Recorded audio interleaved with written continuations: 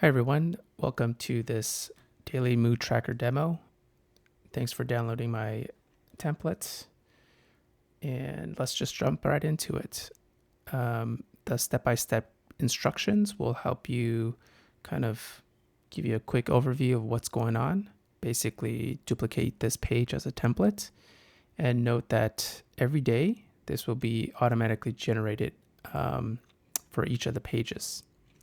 Now, this is not a professional tool, so if you have any serious mental or medical information issues, please call the appropriate lines for that.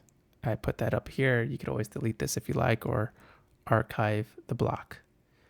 Now, in this daily mood tracker database, it will automatically update every day at, I believe I made it at 4 a.m. here. 5 a.m. So it's going to just generate this page every day.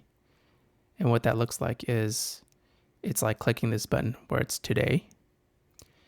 I already added all of the feelings in this database as a picker. So all you have to do is click one to select that feeling. If you need some time for yourself to establish what those feelings are, there's a lot of resources online to kind of see how you feel for that day, or maybe it's in the morning and you do another one of these in the evening to see how your mood changes.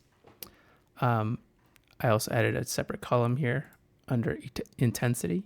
You could select here or directly on the page. This is for later on. You want to kind of count how many days you were feeling a certain way and what the intensity levels are. That might be a way to sort of quantify.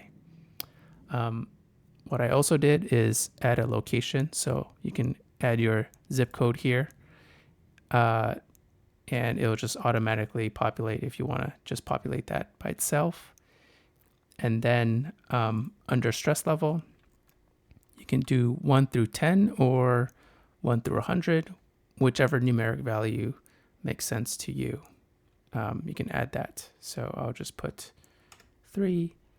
And I have here a AI generated prompt. What it'll do is automatically add the weather for that day in this column. Some of the AI features are on paid subscriptions. So if you don't have it, you can always just change this to a text field and just put the temperature or maybe a small blurb that you want to type in.